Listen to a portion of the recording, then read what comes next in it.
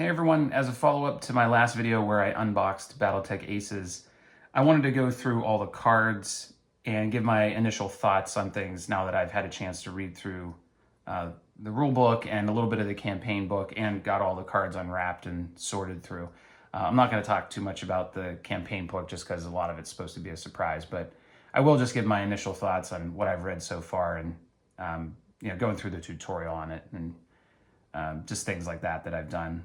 So I'll start with the cards. I mean, obviously this is an Alpha Strike box. It's meant to be played with Alpha Strike, so not surprisingly, you get Alpha Strike cards for the 9 miniatures that come with it, and also some other things that are interesting to have. So I'm not much of an Alpha Strike buff, so I won't pretend that I know which of these are the best or not, although I did, right off the bat, the Locust 2C is pretty impressive as a light mech that can move a lot, and it does a ton of damage at small and medium range.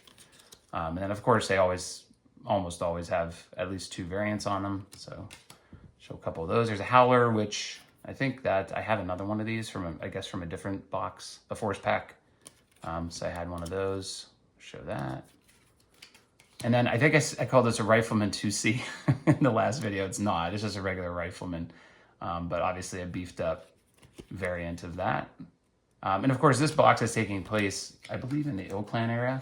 So it's like the most recent era in BattleTech. So, a lot of these mechs are kind of like, almost like hybrids. They're kind of Intersphere and Clan hybrids or, post-Clan invasion models. So you see a lot of that in here. So there's new variants of the Summoner, or at least one new variant, I think, there of the Summoner. We've got the Thunderbolt 2C, which that one looks really good.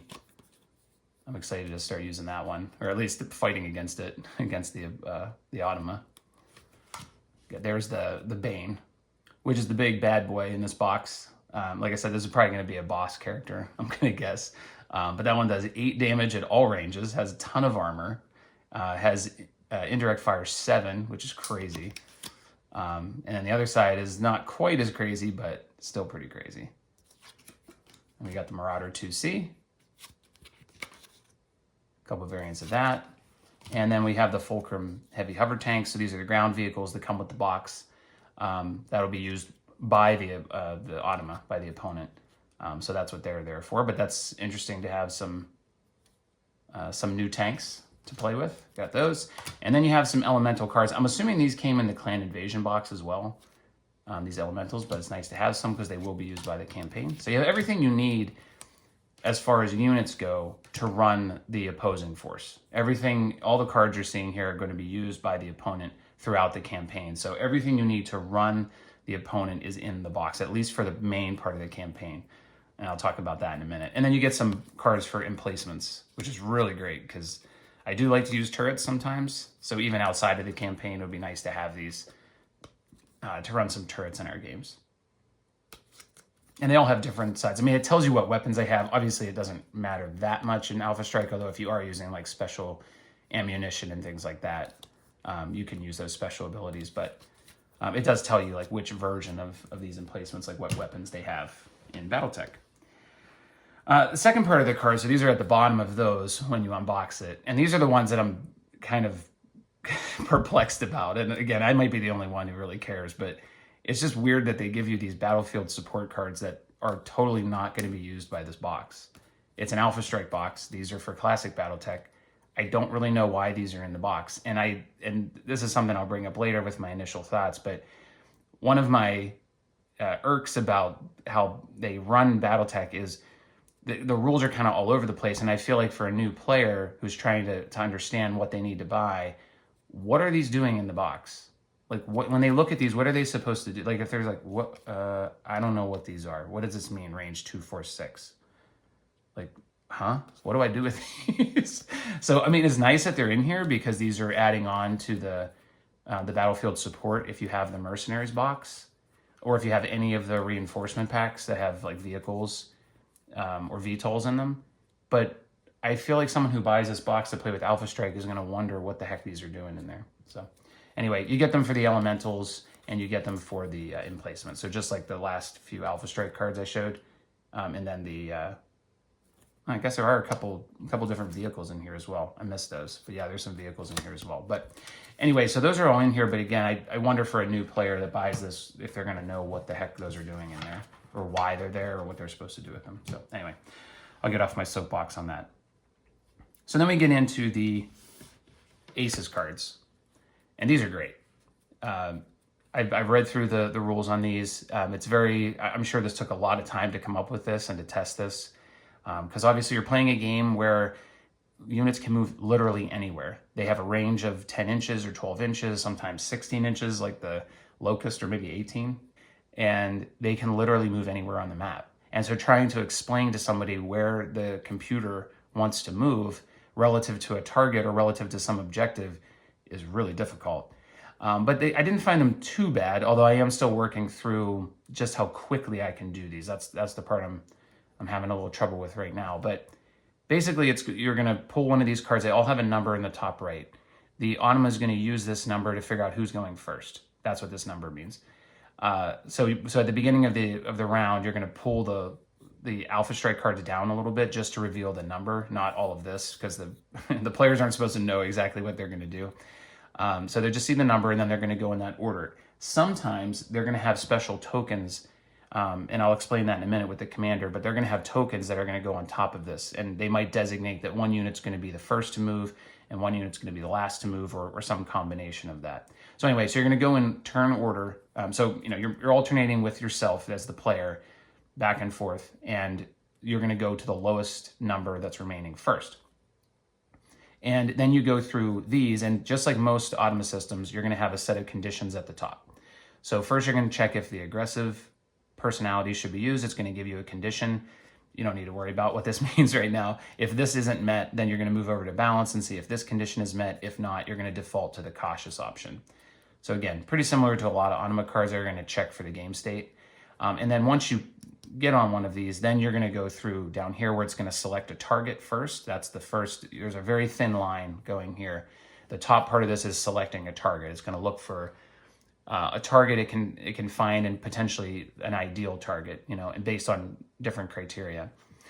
And once it finds that target, then it's going to tell you how to move. So it's going to give you a set of priorities, and you stop once you find one that gives you the exact place to go.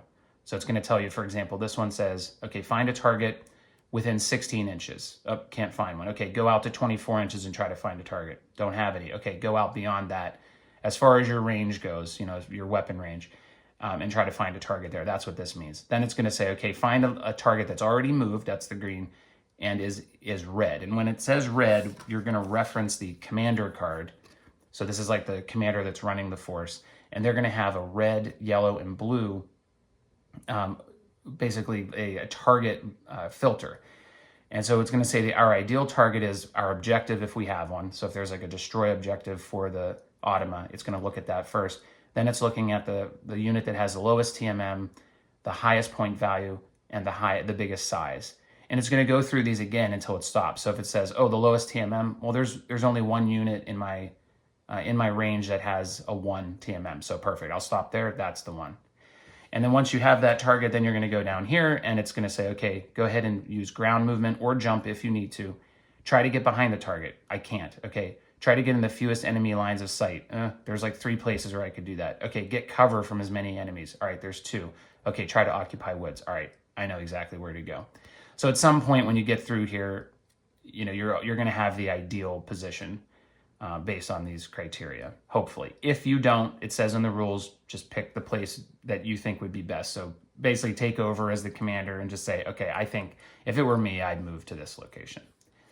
So that's generally how these work. I'll probably do a video where I walk through these in more detail with some examples, but that's just an overview of how they work. And there's different roles. So you have the missile boat, and you'll see like this one's referencing yellow targets.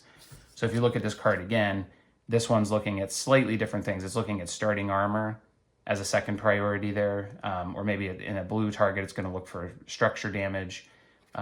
They're all going to be a little bit different. So each role is going to look at different types of targets. They're going to use different types of movement, and they're going to be focusing on different ranges. Obviously, a missile boat might be looking a little bit farther out. A missile boat might be more likely to stand still because it wants to, increase its chances. So like here's one where it's going to actually, even under aggressive movement, it's going to stand still.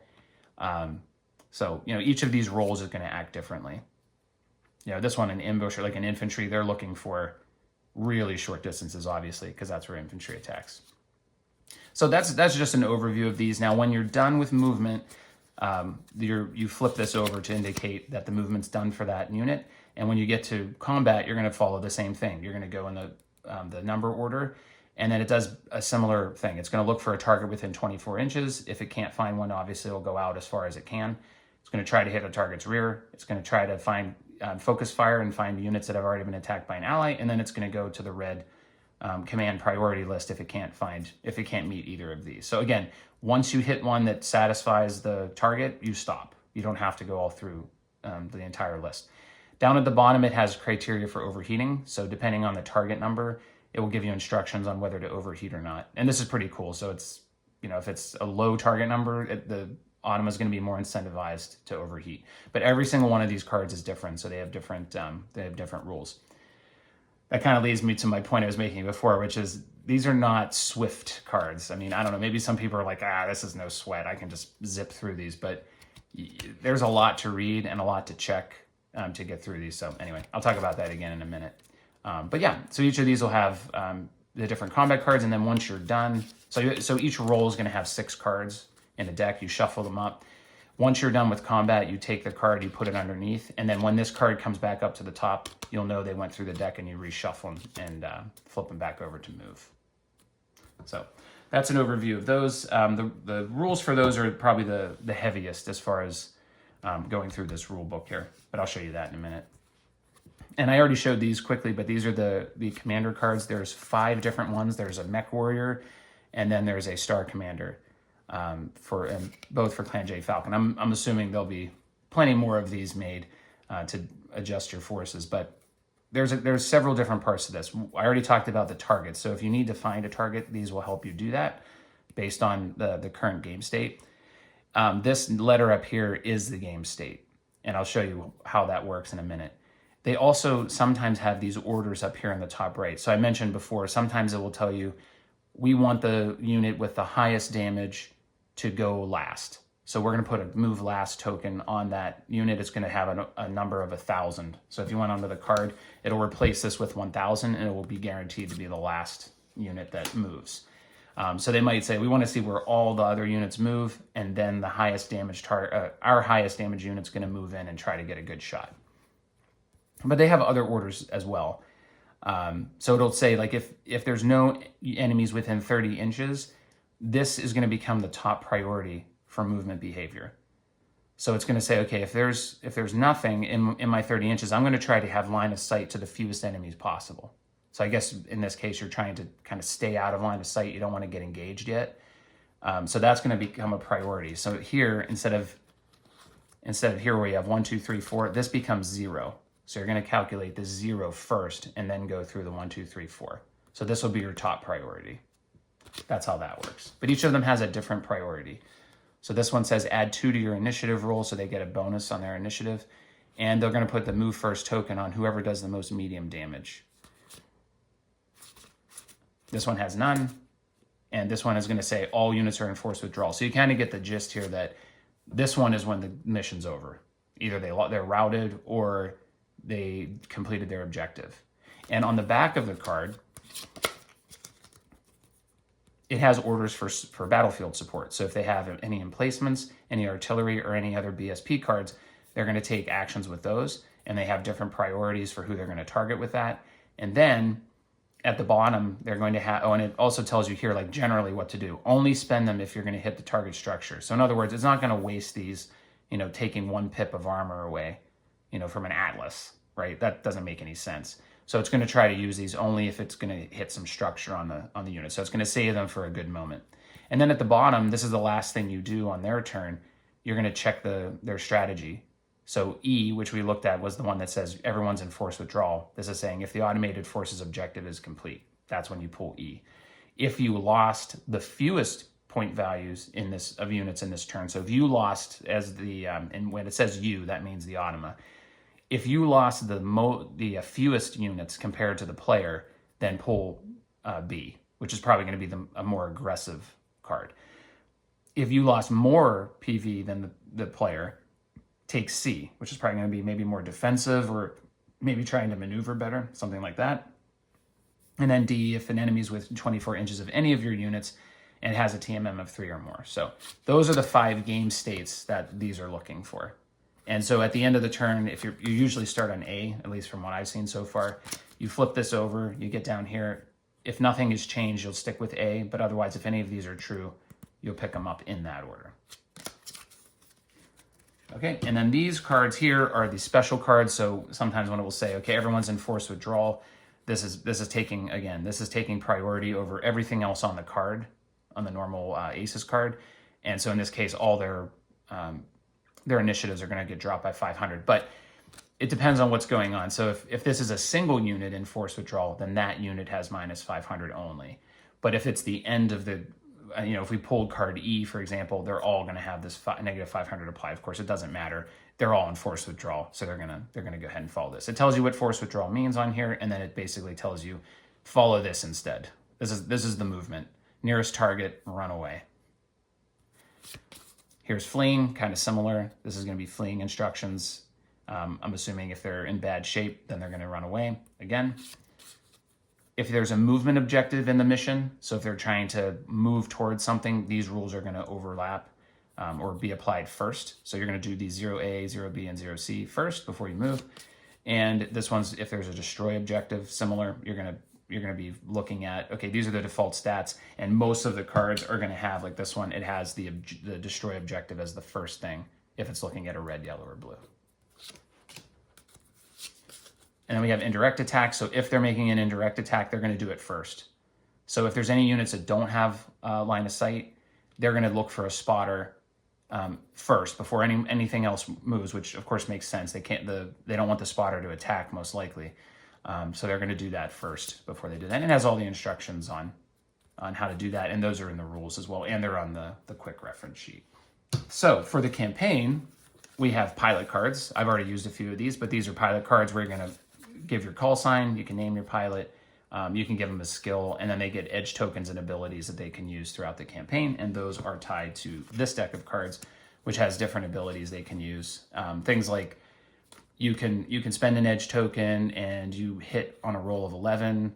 Now you're using multiple attack rolls in this. You have to use multiple attack rolls, so that means one of your rolls will be an 11. Other things. Some of these are like from A Time of War as well, from the role playing game, but like Jumping Jack. It has things like that. So basically giving you a better chance to hit or more defense or better heat management, things like that. So those are fun, and you can buy those throughout the campaign, obviously. All right, getting into the rules, I'll start with this. I'm not going to get into like a ton of detail on this, but I'll just explain that this book is laid out well. I like the way that they did this. So they're starting off with, if you have the Alpha Strike box, which you're supposed to have in order to play this, we're going to tell you up front, here are all the rules that are a little bit different. And they're focused on things like indirect fire, the combat vehicles and infantry, which will be used in the campaign, emplacements, which will also be used in the campaign, and then a couple of different rules, which I'll switch to that. So one of the rules is you're going to do front-loaded unequal number of units. So instead of back-loading them, which is standard for BattleTech and Alpha Strike, you're going to front-load. So for example, if one side has 8 units and one side has 3, in normal Alpha Strike and BattleTech, you would say one side's going to move 2, the other side's going to move 1. Then you're going to be down to 6 to 2, and so one side's going to move 3, and the other side will move 1, 3, and 1. In this campaign, for this box, they're switching that to do the opposite. So it would go 3-1, 3-1, 2-1. That way, which I think actually kind of makes more sense, because if you lost initiative, you should. I feel like you should have to move more units first. I mean, that's part of the deal. But anyway, for this campaign, I suppose only that is a special rule that's in here. But all those rules are great. It just does it piecemeal, one at a time. Here are new things. The rules aren't that crazy because it is Alpha Strike, so ground vehicles aren't that different from regular. But one of the great things, which I mentioned in the unboxing, was they're all right here. So if you like using this, you have a sheet right in front of you that has the 2 tables that you're going to need and explanations of how they move, and then also an explanation of indirect fire. So if you're not familiar with these rules, they're right here. You can just walk through these during the game, and you don't have to necessarily jump back to the rulebook. And it does the same for infantry. The only thing I wish it had was a small box here for the infantry movement, but I guess it kind of explains it up here. But anyway, all that stuff is right here. So any of the rules, if you're like, I don't know if I got all that, no problem. You can just have it all right here on this reference sheet, which I really like. Okay, then the rules get into the automated opponents. This is definitely the heaviest part of it. So I already mentioned as I was overviewing those cards, they definitely there's a learning curve. It's I play a lot of solo games, so it wasn't so hard for me, but it is different using measurement versus, oh, here's a territory, or here's a hex, or here's a, whatever, a spot on the board. It's definitely more complicated than that. But it goes through what all the anatomy of the cards, which I basically just went through. And then it starts to talk about the iconography, which I didn't think was too hard to understand. It was pretty straightforward. Some of these with the little chevrons, those were a little bit like, hold on, I got to reference that back again because I kind of forgot. But conveniently, there's another reference sheet right on the back of the rulebook that gives you all of this stuff, which is great. So you can just have this nearby if you forget what any of the icons mean. And it also has the full list of how you go through an ace's turn for the automa. So that's what happens next. It walks you through one at a time, all the steps that you're going to go through to get how to set it up, and then all the steps you go through when it's their turn. This part right here is the golden rule. This is the thing I'm leaning on a little bit, which is basically, I found these cards that are a little time consuming to go through. So it basically addresses those in two places. Just do what's best. If you can't figure it out, just move where you think it should move and keep the game moving. Don't sit around. Like, don't try to do it perfectly. Just go back just do it. If it's taking too long, just move them where you think they should go and be done with it. Finding the perfect spot, again, with analog measurements of inches and potentially smaller than that, it can be hard to find the exact place they should go. And there is a tutorial, which I'll show in the campaign book, that walks you through in a guided way. Like, it literally shows you, okay, for this card, this is exactly where they would move. And I tried to guess before it showed me, and I think I only got one of them exactly right.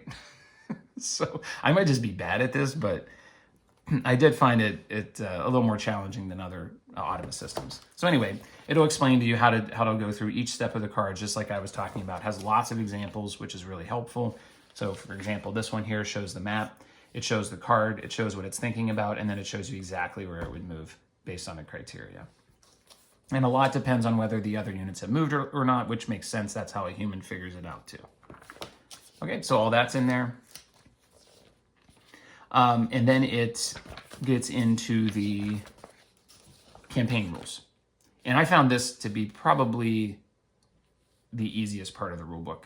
This is really straightforward. I've done the Chaos campaign before, so this was much easier than that, I thought. So it tells you what comes with it. It tells you the core concepts, like what did the iconography mean on the maps? What are the components, like the waypoints, the edge tokens, what does that all mean?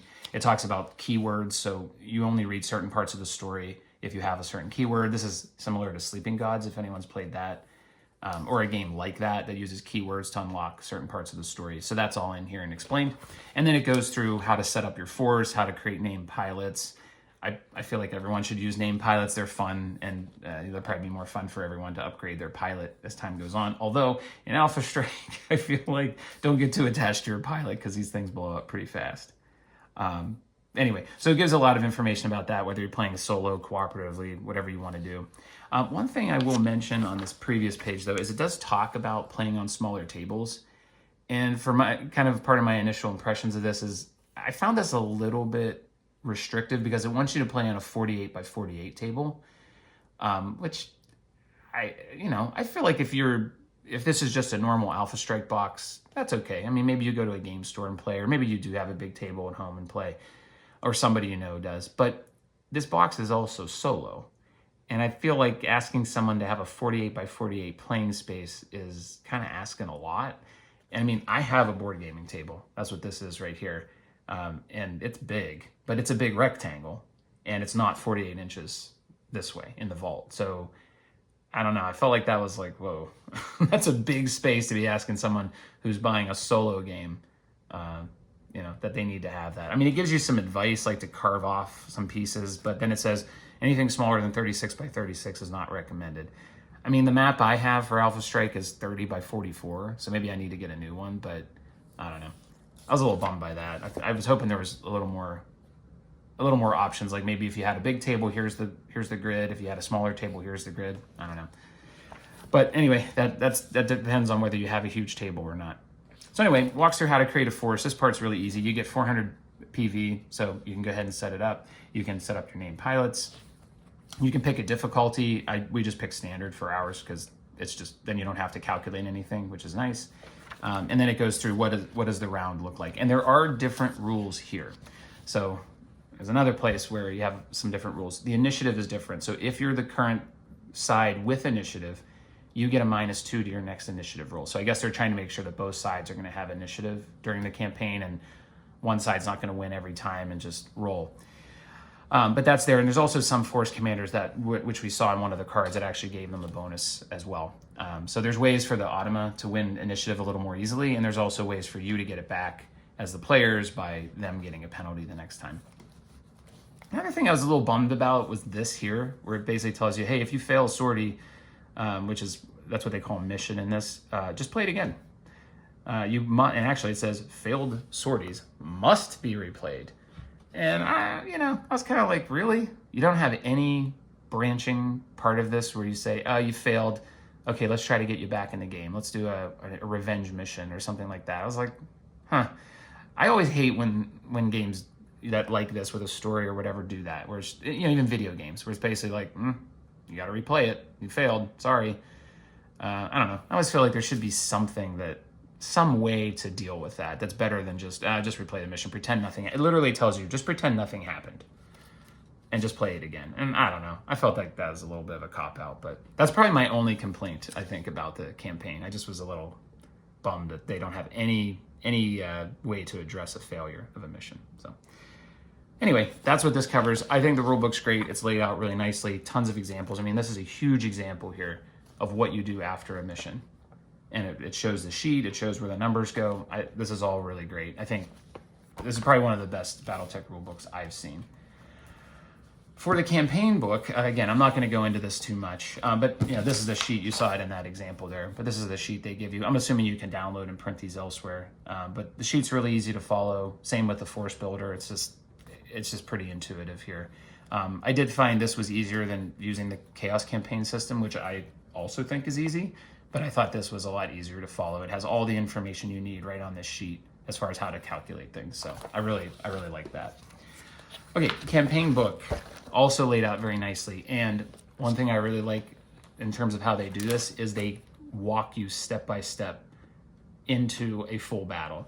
So it starts off right away with, let's just do a battle ROM review. So let's pretend you're just watching a video of a battle and you'll get to see how these Aces cards work. So instead of you trying to play through this and figure out the Aces cards right away, it's going to tell you, pick this command card, use these for your force, and then it gives you the opposing force right here, and along with the command card. It tells you which decks to use for them. See, it says Brawler deck, Sniper deck, so it tells you which ones to use. And then it walks you through turn by turn. It literally tells you everything. It tells you where you move. It tells you then to evaluate. It shows you the card. It tells you how the Automa is evaluating it, and then it shows you where they move. And then it does it again. You move again. It tells you where. Shows you again on this map. Walks through how the Automa evaluates the card and moves again. Then it goes through all the combat. Tells you which target it picks, how much damage is done. You don't have to roll any dice or anything. It just does all this for you. I love this. I thought this was great. It gave me a chance to go through these Aces cards and try to guess for myself where to move. I didn't do a very good job, but I think I'll get there in time. But this was really helpful just to see it all in action, because there's a ton of rules in that book, and I don't think most people are going to remember them all off the first time. So having this in here is amazing. And I really wish they would do this for the other rule books as well. Like, just show us like a 3-turn example of a BattleTech, classic BattleTech battle. Show us a 3-turn of Alpha Strike and just walk us through a battle with us not having to do anything. I think that was really, really cool. And then once you do that, there's another one, which is the training simulator. This is what we're working on right now, where there's no consequences. So you're going to do a fairly basic mission with some waypoints. You'll see them on the map here. They have the waypoints, and you're going to walk through this without any danger of losing your units right off the bat. You're just going to try this, see how the mission goes, get a sense of what it's like to fight against skill 2 clan pilots and crazy mechs that can destroy you quickly. And you also get to use edge abilities. So you give a couple of your named pilots some edge abilities, and you can try these out as well during the mission. Get you used to like the objectives. Okay, cripple some mechs, destroy some of the caches, which it'll reveal to you as you do the waypoints. See what it's like to get to a waypoint and read through the story, which is on the second page. I'll flash it real quick, and it tells you, okay, if you flip over waypoint B, read B, and then it gets you used to that kind of stuff. Maps are good. It does tell you actually exactly how tall the buildings are supposed to be for the terrain. So it'll say, like, I don't know if you can read that, but it's like a 4 and a 2 and a 4 and a 1.5. And that's, for me, that's easy. I just say size 2 is the size of a mech, basically. I didn't see that on the buildings that had a number on them or anything, so I just guessed which were the right ones. You know, I don't know. I found that kind of like, okay, I guess this is a 4. I guess this is a 1. I don't really know. But I figured it out eventually. But it's nice that they do that to tell you where the tall buildings should be. I'm going to stop there. The rest is the story. I'll let you discover that on your own. And then it gets into some of the additional rules that it potentially will use. It even gets into things like different ammunition and stuff like that. ECM, turrets. So it tells you about that stuff as well. So that kind of brings me to the my initial thoughts.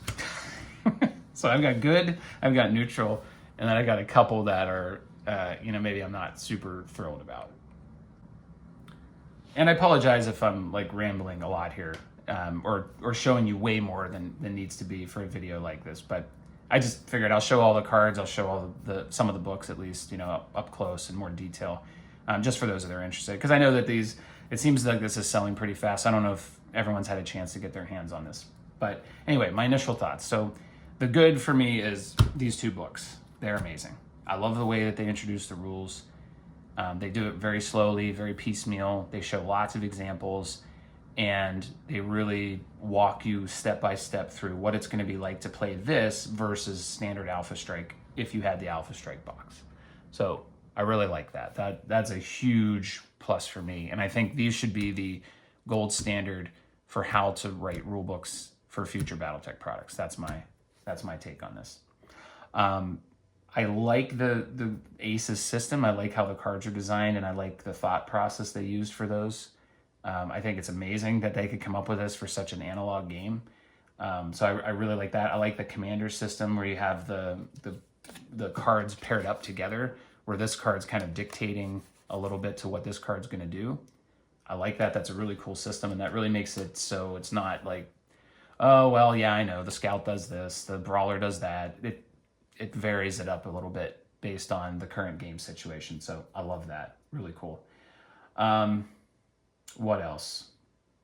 The edge stuff is cool. You know, I do find sometimes that stuff kind of gets like, I don't know, am I going to remember to use this stuff? Sometimes I forget.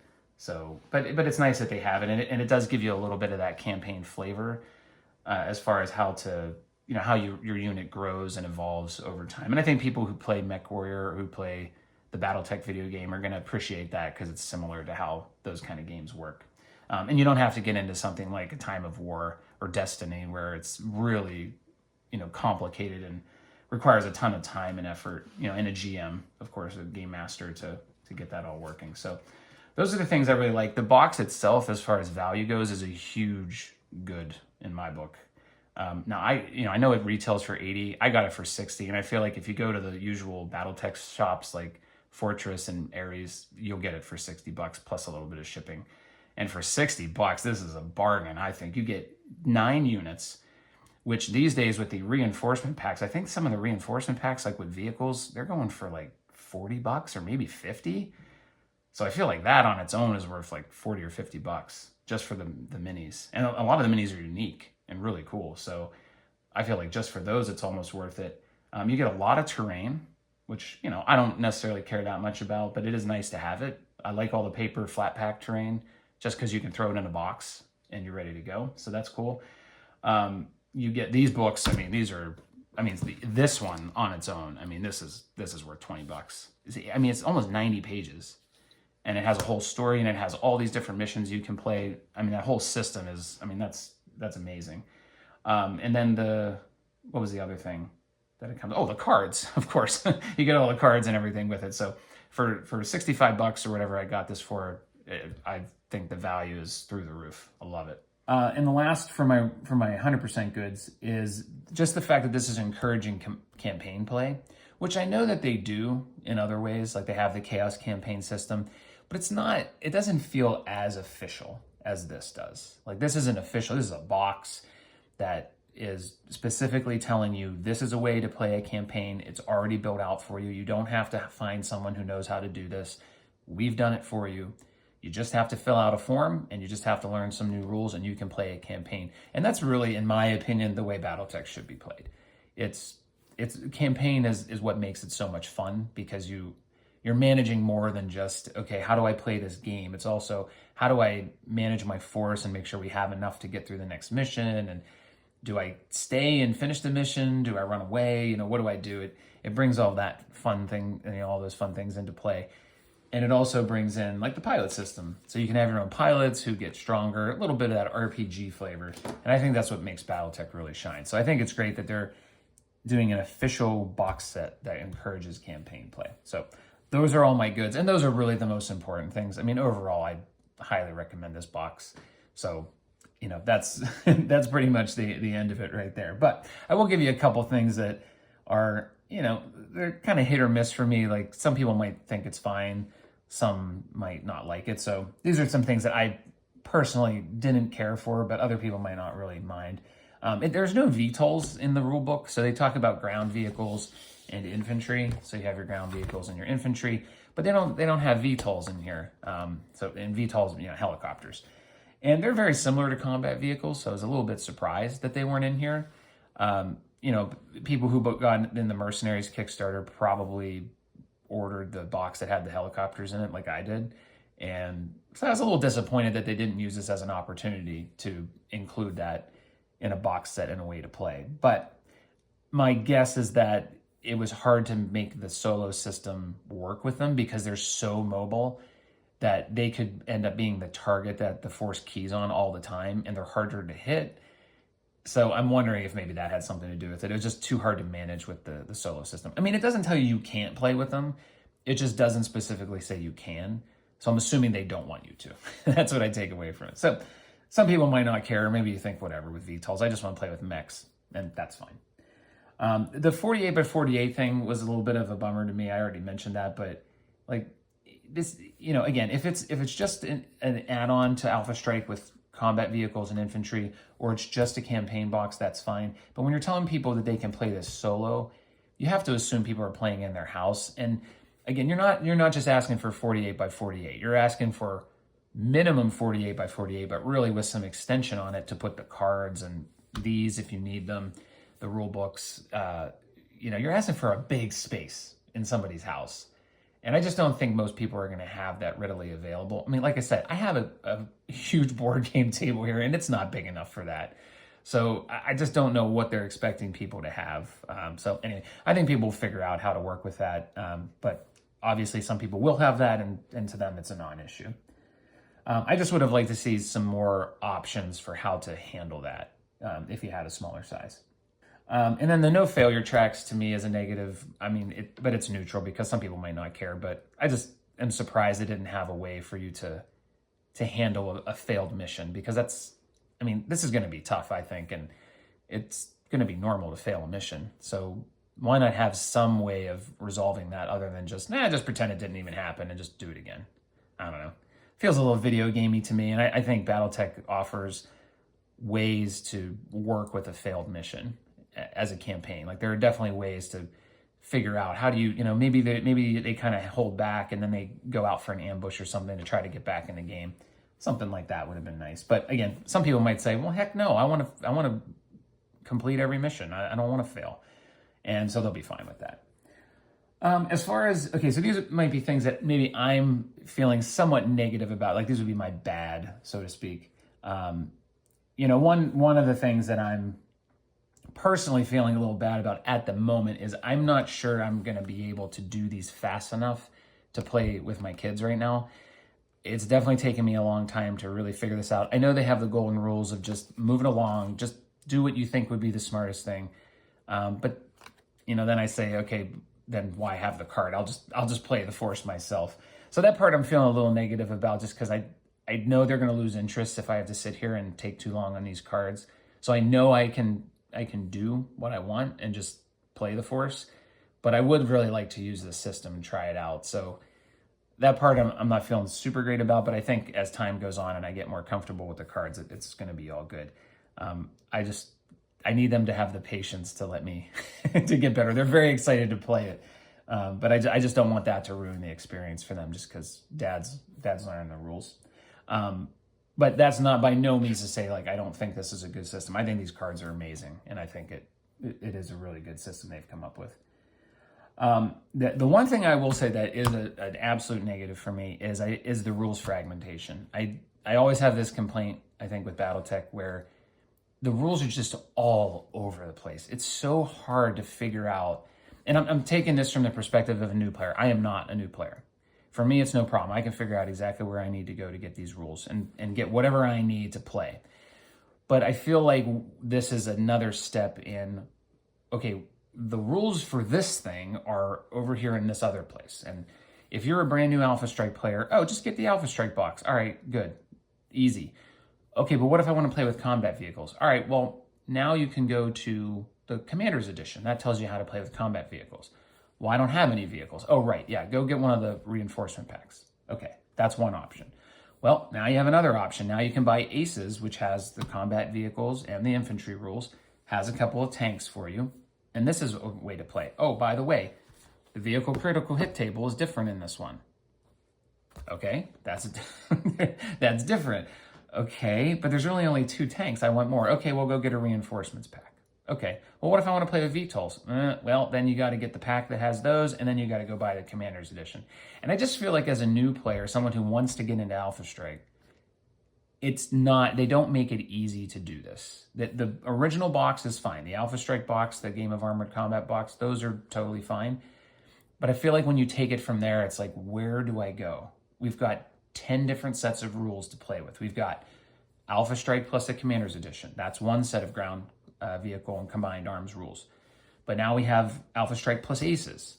Okay, that's another way to play. We have a Game of Armored Combat plus the Total Warfare. That's a way to play. We have a Game of Armored Combat plus the Mercenaries box with the Battlefield support points. That's a different way to play. And now they're talking about coming out with a whole new rule book for Classic BattleTech. So it's a little frustrating to me to just see that the rules just constantly get fragmented into these different boxes. And as a new player, if I'm coming in, am I really going to look at a campaign system and say, oh, that's where I'm going to find the combat or the combined arms rules? Probably not. That's the thing that frustrates me a little bit with this is just, I don't know. Not only are we putting these rules in here, which is great, I'm glad they're in here, but they're different. This is different, initiative is different, and the unequal number of units is different. So now we've got like this hodgepodge of different rules cooked into here, and it's, I don't really see why. I think the initiative thing, this, and the unequal units is like just unnecessary rules add-on. But anyway, that's just me. So that's the one thing I will say that's a little negative, but it really has nothing to do with this set. That's just a general BattleTech thing. So as far as this set goes, I think it's awesome. I'm hoping I can get the hang of these cards a little faster, and I think we're going to have a great time with this. So anyway, thank you for listening to my rambling. I hope it was helpful in some way just to get a better sense of what's in this box. But yeah, I'll definitely have some videos on how to actually use the cards in play, and definitely some playthroughs for sure. So thanks for watching.